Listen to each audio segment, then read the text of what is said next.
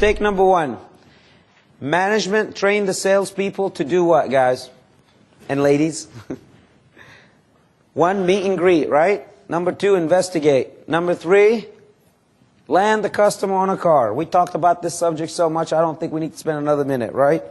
We know the process now. So the mistake is that they asked the salesperson to land the customer on the car. Who is the least qualified person to land the customer on a car? Salesperson. But yet we ask them to do it, right? Okay. Mistake number two. Facilitating the weakest link sales process. The person with the least confidence, skills, and experience determines the best vehicle for the customers. We can't do that. The salesperson will help the customer sell the nicest and the easiest vehicle to sell. Why? They're just trying to preserve themselves from getting yelled or what? Having 1,001 objections, because obviously, after all, they don't know how to handle it. So they're just going to go through the path of least resistance. Note, the salesperson is doing everything he was taught to do correctly and is understandably very excited about doing it. We teach him how to do it, and when the sales process fails and we don't sell a car, who do we yell at? And no wonder they're confused. Mistake number three. We continue to work the deal on the wrong car. The vehicle is selected, $600 a month. The customer can afford $350. The result, we switch them and we switch them and then make them profit. I mean, by the way, if we switch them, does that take time? Does that take effort? Is the customer excited about that? How many times did you guys have a customer walk on the lot and Mr. and Mrs. Smith are driving the car? Listen to this story. This is kind of neat. They're driving the car. They actually saw an ad, and they wanted to buy a Focus. They kind of sat down around the kitchen table, fiddled around with the numbers, discussed their budget, and made it happen. And they decided that this car is going to be very what? Acceptable for them, and it's going to fit their needs. On their way to the dealership, somebody pulls up in a Expedition beside him. Boy, I tell you what, it has the really nice color, and it has the bling, and it's just beautiful. And of course, him and his wife are looking at the car and say, hey, man, one day. She said, man, I'd like to test drive just to see how it feels. Anyway, they're on their way to buy a Focus. They're just dreaming. And they walk into the lot, they park, of course. John, our good salesperson, very bright, very excited, wearing a white shirt, got the tie on, looking great. And he walks up and shakes hands with the customer.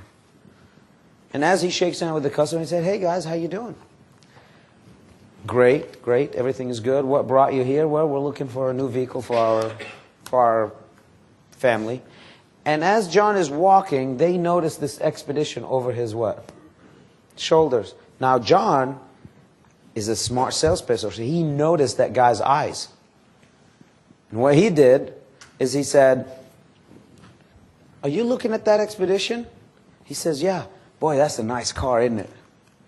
Yes, it is. And that color is really blinging, isn't it? Yep. Now, in the back of that customer's mind that's the same car that I just test drove. That I just what? Saw when I pulled up beside the traffic light. And of course, John's job is to do what? Land a customer on a what? On a car. So he's going to grab the customer and he's going to immediately land them on that car. Now, would you like to take a test drive? And then the people will say, well, yes. Because they just pulled up beside him and they said it'd be nice for us to test drive it. John is fired up, excited. He runs back to the front and the manager tells him, what do you got? Man, I got some Mrs. and Mrs. Smith are here. Mr. and Mrs. Smith are here, man. They're the best. Okay? And he grabs the key. He said, all right, are you excited? Oh, I got this. They're fired up about this car. He gets in there, he gets in the car, gets yes question, and boy, it smells good, doesn't it? Yep, it sure does. And that sound system is awesome, isn't it? It sure is.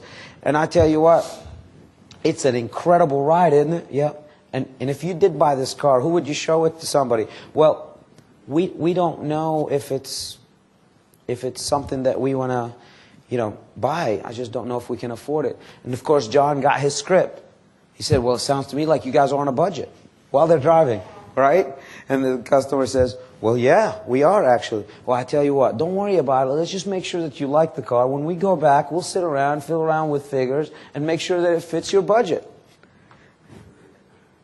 And the customer's saying, well, man, this guy knows what he's doing. After all, he looks sharp and he seems happy. Maybe they got some specials, honey.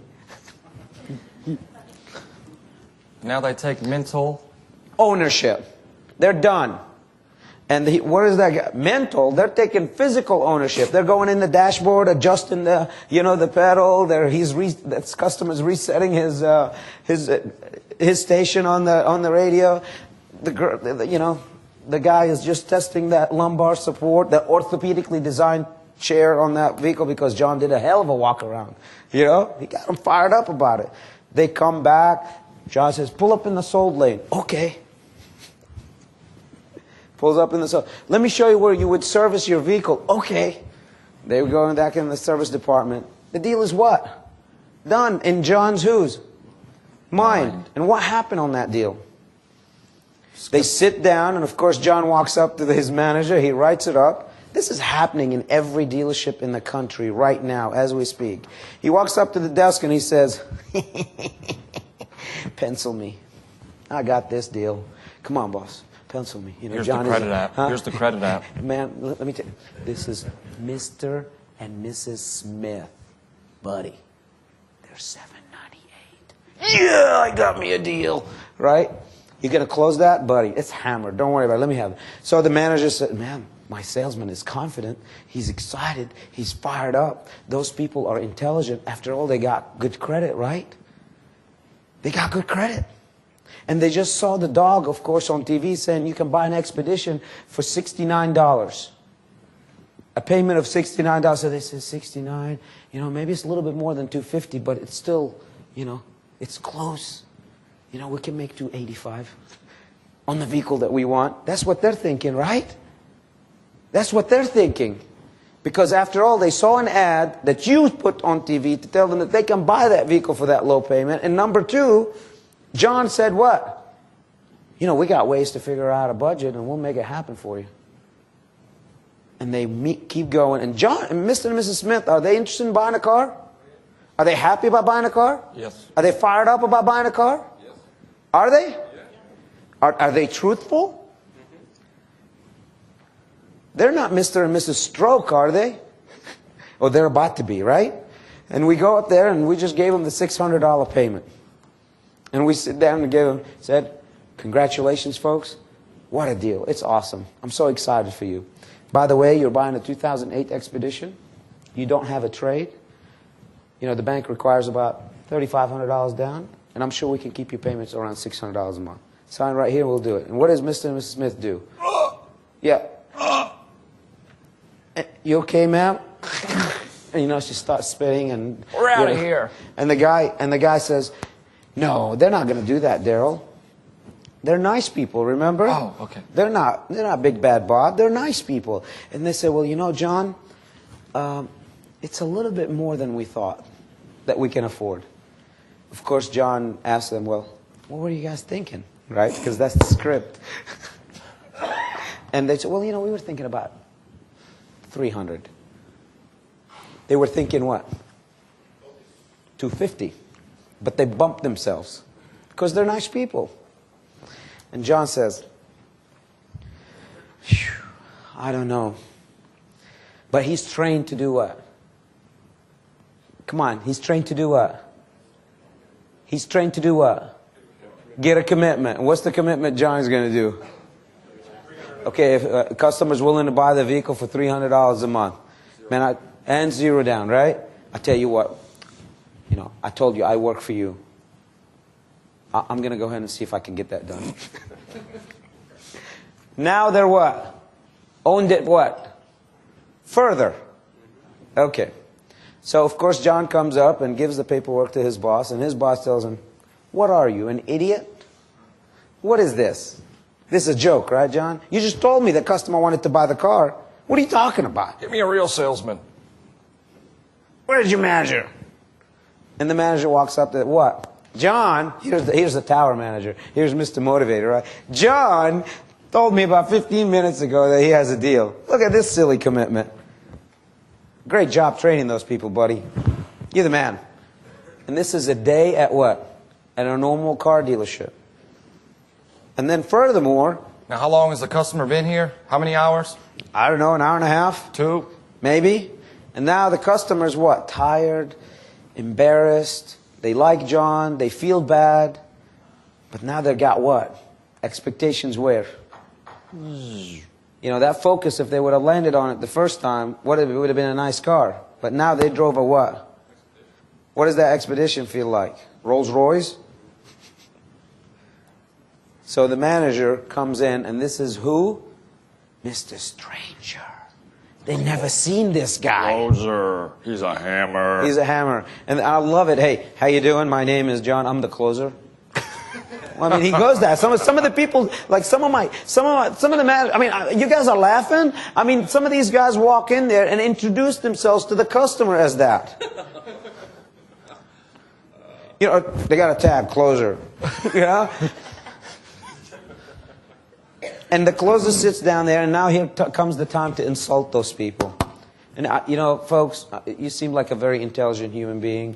I see that you are working at a very nice job, and your credit is good, so I know this is not going to become like a very big surprise to you. But surely you thought that this vehicle is going to cost more than $300. Because now that you're at $600, $300, I mean, there's no... I mean, in your mind, this guy is a stroke job. In your mind, this guy is not serious. Yeah, you're right. Can I get a card? Yeah, and in our mind, this guy is what? Not a real guy. This guy is not a buy man. That's a stroke. And then at that point, the customer, of course, still nice, still very polite, because after all, they're what? Mr. and Mrs. Smith. Now, if they met one of us, we would just go across the table, rip their lungs out, and carve it with a teaspoon. But Mr. and Mrs. Smith is what? Nice people. He said, you know what? Like I said, we were just looking. And we really appreciate everything because, you know, John here is just an incredible salesman. He's a really nice guy. And the whole dealership is wonderful. And I tell you what, that's a really nice car. We'll call you. And they leave. And you call them back and follow up with them. And they bought. They bought what?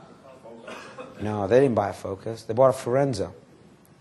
Because they went to our dealership, and in our dealership, we sat down and followed the process.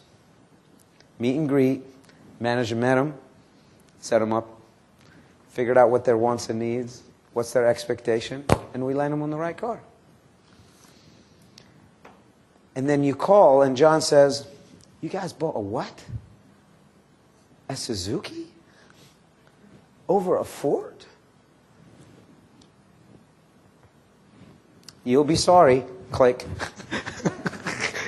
Because he's frustrated now, right? Come on. Shouldn't we change? Shouldn't this change now?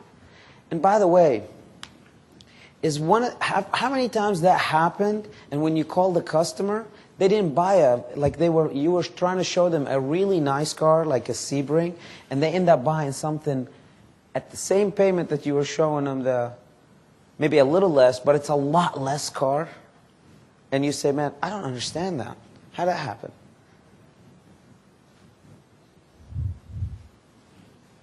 Because we just took every single opportunity for this human being to save what? Face. Moving right along. Does that make sense, guys? Is this very vividly clear now to you guys why we have the process that we have? It's pretty powerful stuff, isn't it? But none of us just sit back and kind of think about it because we're in the grind, we're in the hunt every day.